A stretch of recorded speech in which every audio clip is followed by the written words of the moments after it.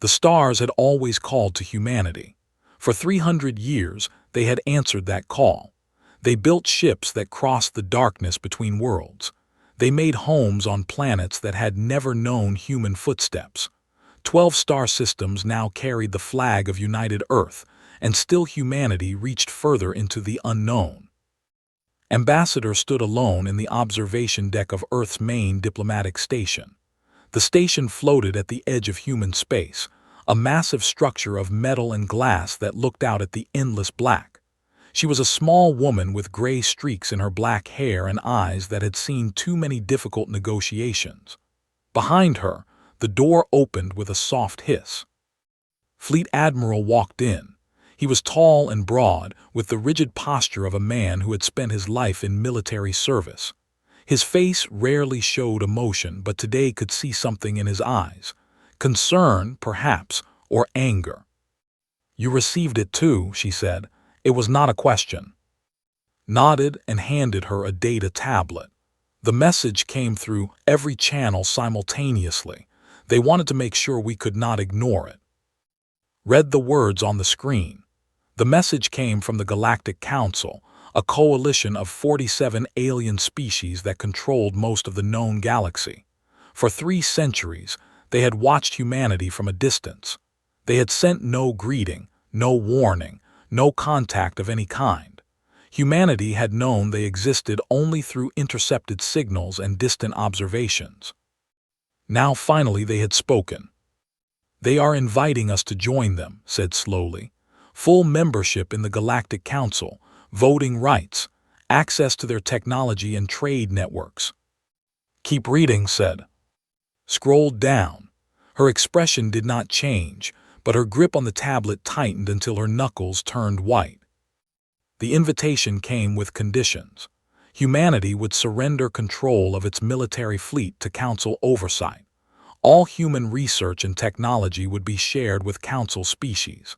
Most importantly, humanity would give up 3 of its outer colonies. The Council had decided these worlds were too close to space, and the Dominion had expressed concern about human expansion. "This is not an invitation," said quietly. "This is a demand for surrender." "They do not see it that way," replied.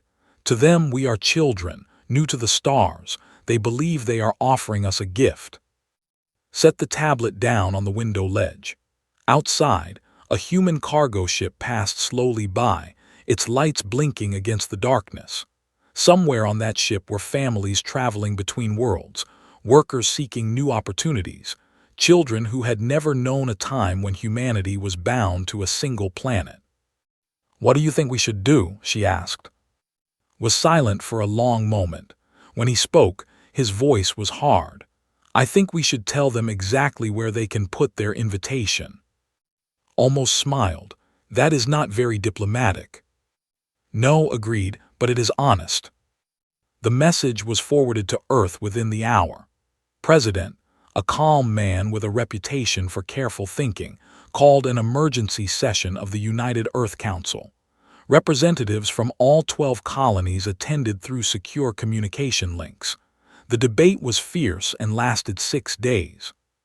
Some argued for acceptance. The Galactic Council had technology far beyond human capabilities. Their medical science could cure diseases that still killed thousands of humans each year. Their ships could cross the galaxy in weeks rather than months. Refusing their offer meant refusing all of this. Others argued for negotiation. Perhaps the conditions could be softened. Perhaps humanity could accept some terms while rejecting others.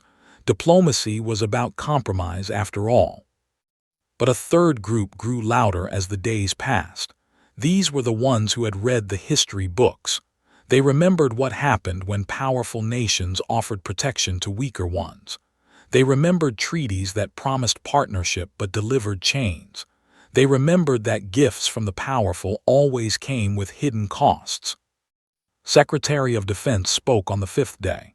She was a woman of 50 years with sharp features and a voice that cut through noise like a blade. "They watched us for 300 years, she said to the assembly.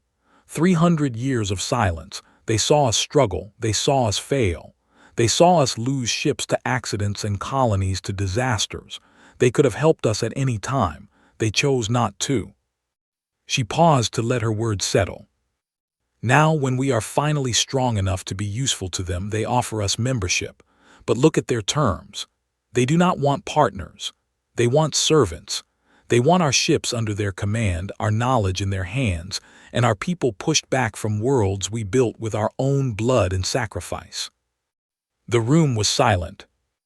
I say we refuse, continued. Not because we are proud, not because we are foolish, but because accepting these terms would mean accepting that humanity is less than other species. It would mean teaching our children that when the powerful make demands, we must bow. I will not teach my children that lesson. I will not teach any human child that lesson. President listened to every argument. On the seventh day, he made his decision. Ambassador was given the task of sending humanity's response. She sat alone in her office, composing the message that would shape the future of her species. She could have written a long explanation. She could have detailed humanity's objections, left room for future negotiation, softened the rejection with diplomatic language. She did none of these things. The message she sent contained a single word. No. The Galactic Council received the response in their great chamber, a crystalline hall that had witnessed the rise and fall of empires across 10,000 years. Council Prime, an ancient being of light and thought, read the human response to the assembled representatives. One word, just one word. The chamber erupted into chaos. Representatives shouted and argued. Some demanded immediate punishment. Others called for patience. A few sat in stunned silence, unable to understand what they had witnessed. In 4,000 years of council history, no species had ever refused membership. New species were supposed to be grateful.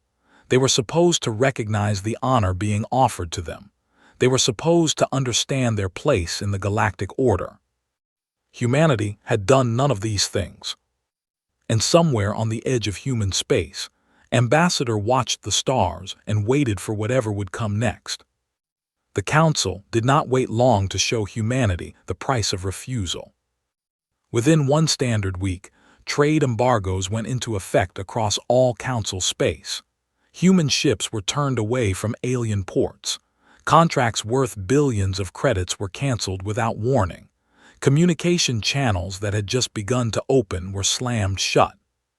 Council Prime addressed the assembly with cold satisfaction. "The humans will learn," she declared. "Isolation has broken stronger species than them. Within one cycle, they will return to us begging for the terms they rejected." Representative of the Dominion pounded his forearms against his speaking platform. They were the military power behind the Council, a species of warriors who had conquered their way to dominance over 2,000 years. They did not take rejection well. "One cycle is too generous," growled. "These primitives have insulted every species in this chamber. They should be made to suffer immediately." "Patience," advised Delegate of the Collective. Her blue skin flickered with bioluminescent patterns that showed her uncertainty. There were traders and merchants, and they had hoped to profit greatly from human membership. Let the embargo do its work. There is no need for violence when economics will achieve the same result. But there were some in the chamber who said nothing at all. Elder Seraph of the Ascendancy watched the debate with ancient eyes. They had existed longer than any other council species. They had seen empires rise and fall like waves on a beach. They knew things that younger species had forgotten. Seraph said nothing because Seraph was afraid. Back on Earth, the consequences of humanity's refusal arrived like a storm. Supply lines that had depended on alien trade routes collapsed overnight. Medicines that came from council worlds became impossible to obtain. Scientific exchanges were canceled. Diplomatic staff were expelled from council space and returned home with stories of hostility and contempt. President called his cabinet together in the underground bunker beneath the capital city. The room was plain and functional, built for crisis, and crisis had certainly arrived. "Give me the damage report," he said. Secretary of Defense spoke first. "Our military is unaffected. We never depended on Council technology for our ships or weapons." "Small comfort," muttered Finance Minister. He was a nervous man who had spent his career balancing budgets. Now those budgets were falling apart. "Our economy is another matter. 30% of our trade was connected to Council species in some way. Those connections are gone." "Can we survive?" asked. "Yes," answered before could speak. "It will be difficult, it will require sacrifice, but humanity has faced worse." Shook his head. "You make it sound simple. It is not simple. People will lose jobs, businesses will fail, there will be shortages of goods that we cannot produce ourselves." "Then we will produce them ourselves," said firmly. "We have 12 colonies.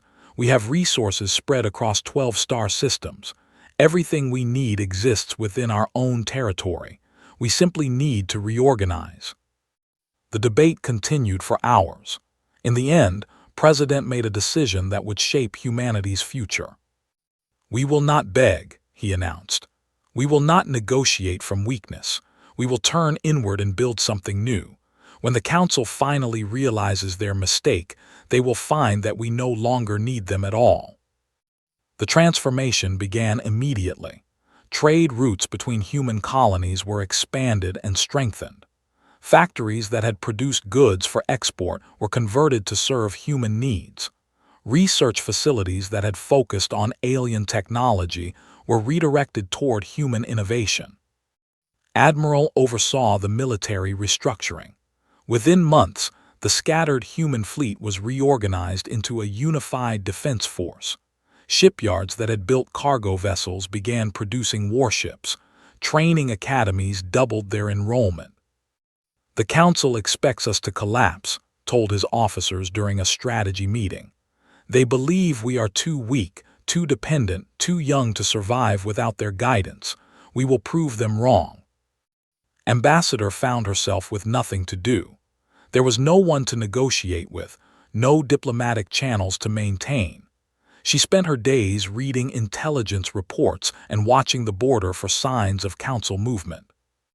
One morning, her communication console lit up with an incoming message. She expected it to be another internal report. Instead, she found a private transmission from delegate of the collective. "Ambassador," the message read, "I am reaching out without Council authorization. Many of us believe the embargo is a mistake. We would like to discuss alternative arrangements. Perhaps there is still room for compromise." Read the message 3 times. Then she read the 16 other similar messages that had arrived from different Council species over the past week. Private offers, secret negotiations, back-channel deals. She deleted them all without response. "They had their chance," she said to her empty office. "They could have treated us as equals from the beginning. They chose not to. Now they want to negotiate in shadows while publicly supporting our isolation. We will not play that game." Her response became official policy. Every private offer was refused. Every secret communication went unanswered. Humanity would not be divided by clever diplomacy. They would not accept from individuals what they had rejected from the collective. The months passed. The Council waited for humanity to break. Humanity refused to break.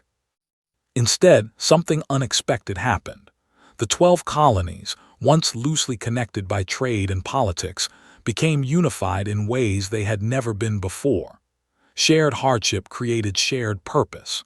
The identity of being human became stronger than the identity of being from Earth or Mars or any particular world. Secretary addressed the United Nations as the first year of isolation drew to a close. Her words were broadcast to every human settlement in every system. "They expected us to kneel," she said. "They expected fear and desperation and surrender. They have fundamentally misunderstood what we are." She paused, looking directly into the camera. "We are humanity. We have survived ice ages and plagues and wars that nearly destroyed us. We have climbed out of every hole we have ever fallen into, and we will climb out of this one too. Across human space, people watched and listened. Workers in factories paused their labor. Soldiers in training stopped their exercises. Children in schools looked up from their lessons. And somewhere in the great crystalline chamber of the Galactic Council, Elder Seraph of the finally spoke. "You have made a terrible mistake," Seraph said softly. "You have not broken them, you have only made them stronger." No one listened to the ancient being. They would learn to regret that. 3 years passed in absolute silence. The Galactic Council had expected many things from humanity. They expected desperate messages begging for trade. They expected political collapse as the colonies fought over shrinking resources. They expected, at the very least, some attempt at negotiation. They received nothing.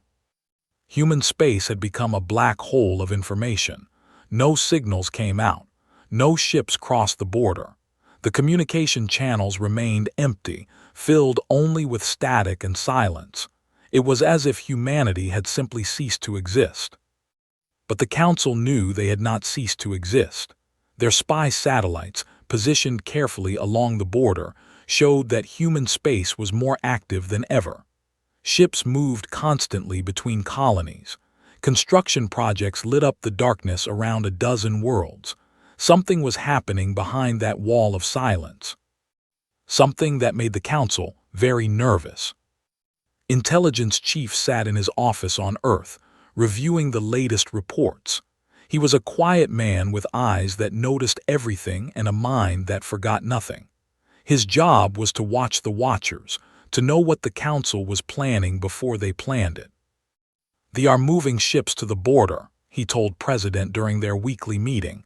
"Nothing aggressive yet, just positioning." "And the others?" asked. "They are still hopping for trade negotiations. They have lost significant wealth from our embargo. They remain silent as always. The smaller species follow wherever the powerful ones lead." Paused. "But there are whispers in the Council chambers. Some are calling for military action." Nodded slowly.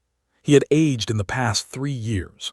The pressure of leading humanity through isolation had left its marks on his face and his hair, but his eyes remained sharp and his will remained strong. "Let them whisper," he said. "We will be ready." The Council decided to send an observer. They chose a being named, a member of a minor species known for their diplomatic skills and non-threatening appearance. Was small and covered in soft gray fur, with large eyes designed to appear harmless and trustworthy. His ship approached the human border slowly, broadcasting peaceful intentions on every frequency. He expected to be challenged, perhaps threatened, but ultimately allowed through. He was an observer after all. Surely the humans would want to demonstrate that they were civilized. What he found instead was a wall. The defense station appeared on his sensors without warning. It was massive, larger than any structure had ever seen.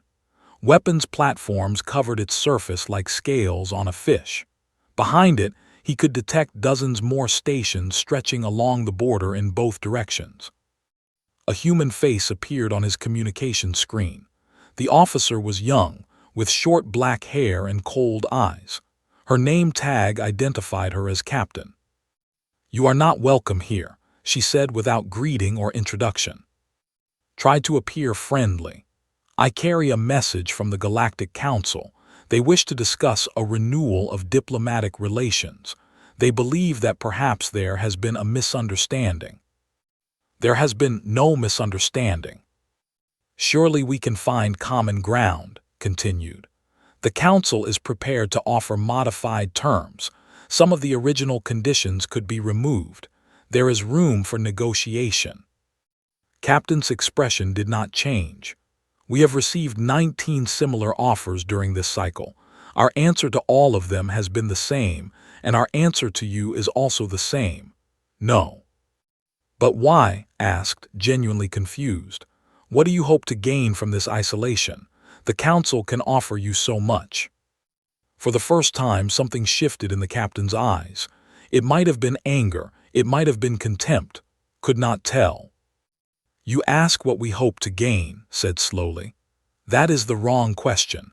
We no longer hope for anything from the Council. We do not want your trade. We do not want your technology.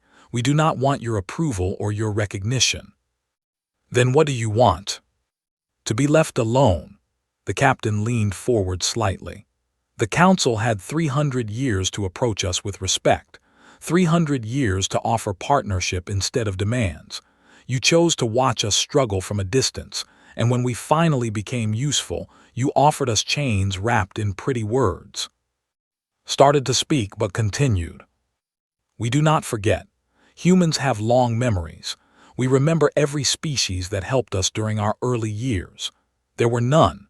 We remember every offer of friendship that did not come with conditions. There were none. We remember being treated as children, as primitives, as lesser beings who should be grateful for whatever scraps the mighty Council chose to throw us." Her voice hardened. "So now we offer you nothing in return.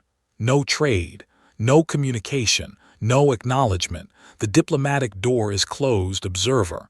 It will not open again." The transmission ended.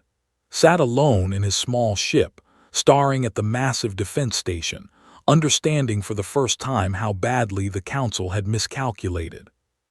He returned to Council space with his report. The crystalline chamber fell silent as he described what he had seen: the defensive wall, the organized fleet movements, the cold certainty in Captain's eyes. "They are not suffering," concluded. "They are building. Whatever they were before our embargo, they are something different now, something harder, something that no longer cares whether we exist at all." Representative slammed his arms against his platform. "This is exactly why we must act now. Every day we wait, they grow stronger. We should have crushed them when they first refused our invitation."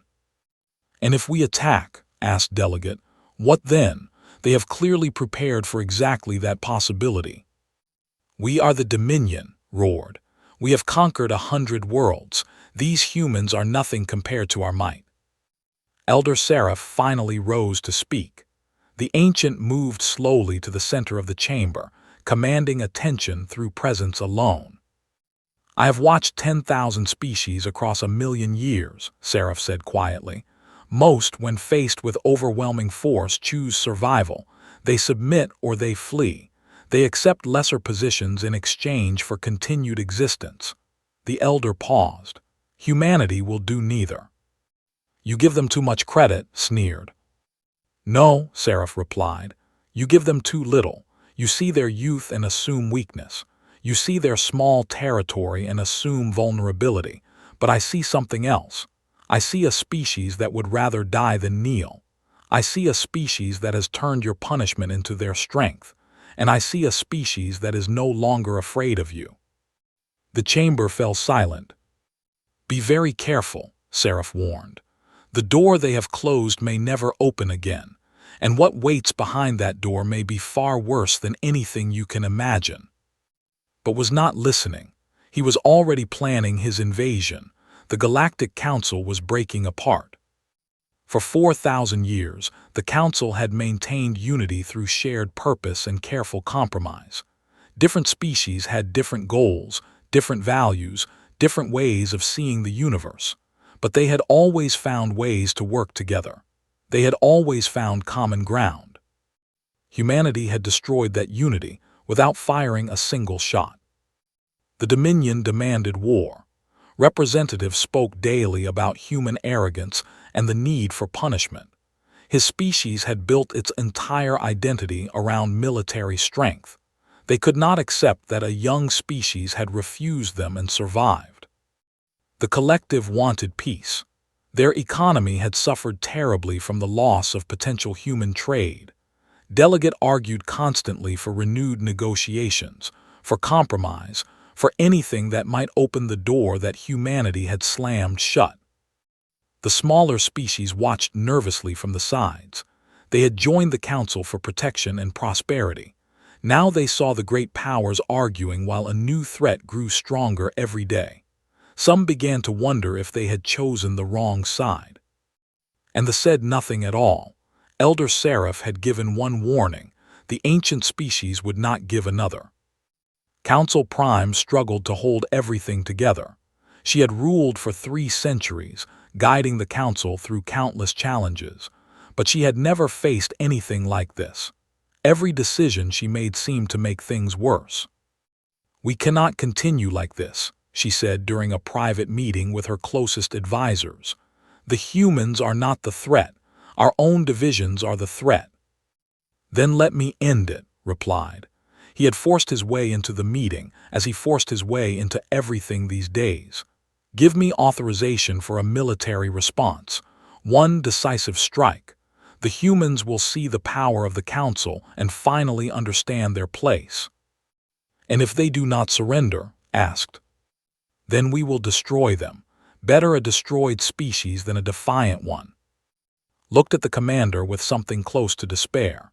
"You truly do not understand, do you? Destroying humanity would prove everything they believe about us. It would show every species in this galaxy that the Council rules through fear and violence."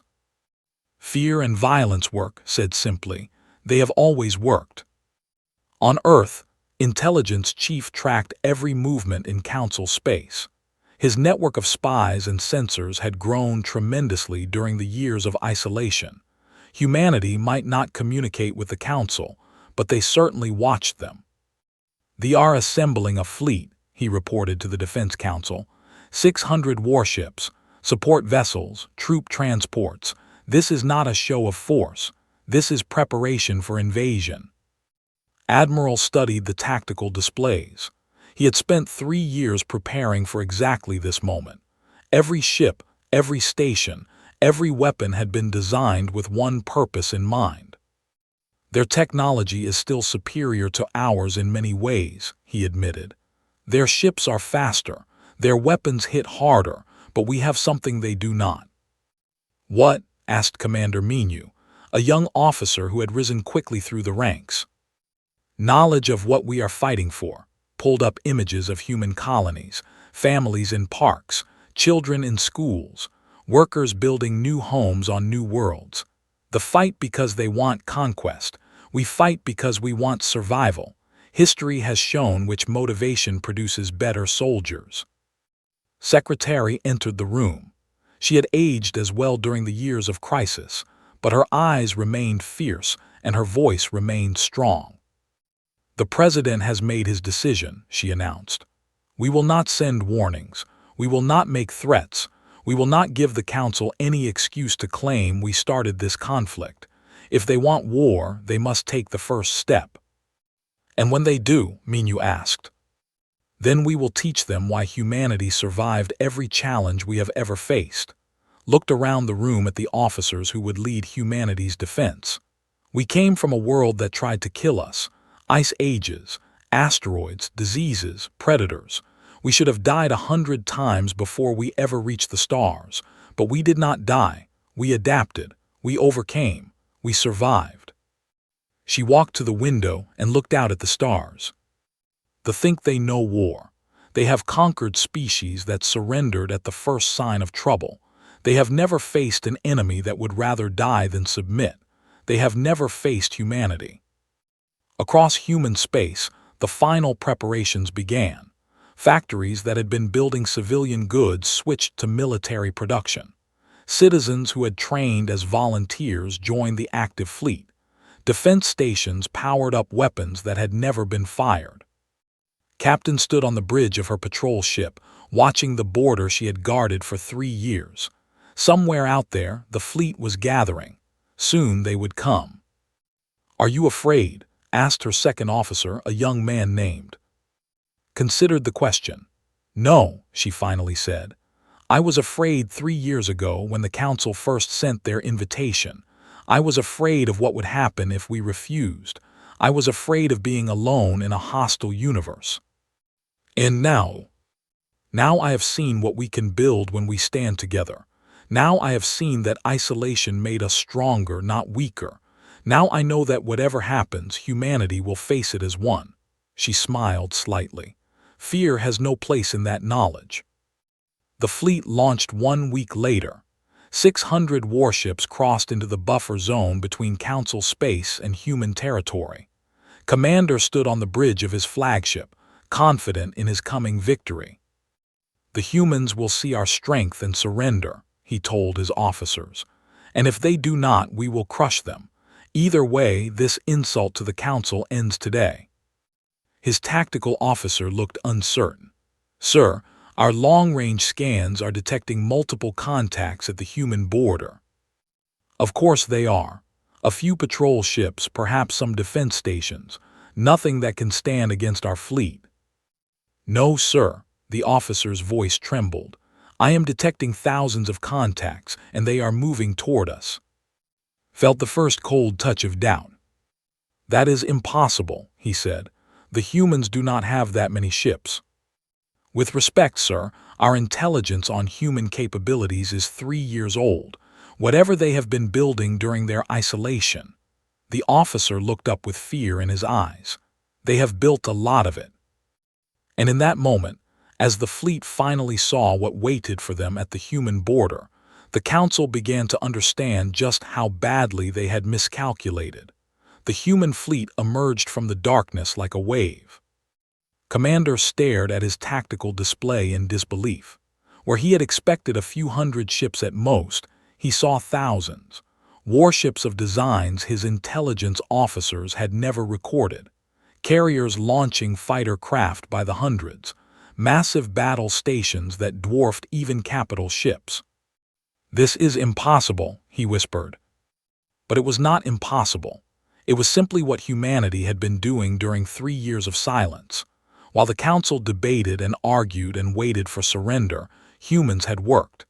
Every factory, every shipyard, every research facility had focused on a single purpose. They had built a fleet not just to defend their territory, but to ensure that no one would ever threaten them again. Admiral stood on the bridge of the unyielding humanity's flagship. The ship was a monster of metal and weapons, larger than anything they had ever constructed. Around him, his officers moved with calm efficiency. "They are hailing us," reported Captain, who had transferred to the flagship for this moment. "Ignore it," replied. "Sir, they may wish to surrender. They crossed our border with 600 warships. They came to conquer or destroy. Now they will learn the price of that decision." Study the tactical display. "All ships begin engagement, disable their vessels, cripple their fleet, but do not destroy unless necessary. We are making a point, not committing genocide." The battle began. Ships had dominated space combat for 2,000 years. Their weapons were powerful, their tactics refined through countless conflicts. They had crushed every enemy they had ever faced. They had never faced anything like humanity. Human ships moved in perfect coordination, communicating through systems that could not jam or intercept. They struck weak points that commanders did not know existed. They used weapons that operated on principles the Council had never discovered. Within the first hour, 100 ships were drifting dead in space. Their crews were alive, but their engines were destroyed, their weapons disabled. They could only watch as the human fleet systematically dismantled the rest of their force. Commander ordered retreat after retreat, but there was nowhere to retreat to. Human ships had circled behind them, cutting off escape routes. The trap had been prepared long before they ever crossed the border. "This cannot be happening," said, watching another group of his ships go dark. We do not lose." "Today you do," replied his tactical officer quietly. The battle lasted 4 hours. When it was over, the fleet existed only as floating wreckage. Not destroyed, but utterly defeated. 600 warships, the pride of the Council's military power, reduced to drifting hulks crewed by survivors who could do nothing but wait for rescue. Admiral finally opened a communication channel. His message was broadcast not just to the crippled fleet, but to every Council species simultaneously. Across 1,000 worlds, beings of dozens of species stopped what they were doing to watch. "You came to our door with demands," said. His voice was calm, almost gentle. You came with threats. You came believing we were lesser beings who needed to be taught their place." He paused, letting his words reach across the galaxy. "We are not lesser, we were never lesser. Your arrogance blinded you to what we truly are." He gestured at the tactical display showing the destroyed fleet. "This is what we are. This is what isolation made us. Not weaker, not desperate, stronger, united, ready."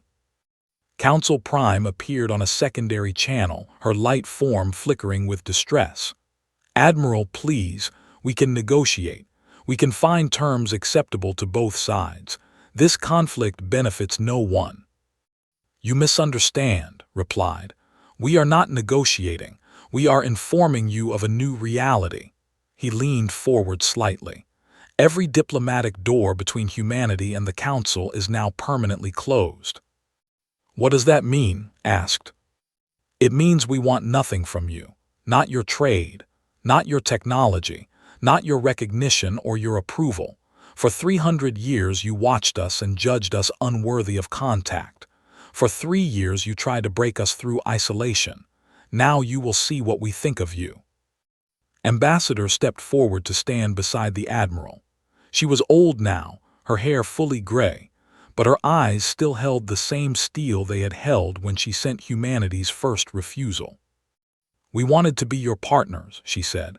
"We wanted to stand beside you as equals, to share in the wonders of the galaxy, to learn and grow together. You offered us servitude instead. You offered us chains disguised as gifts." She shook her head slowly. "That door is closed now. It will never open again.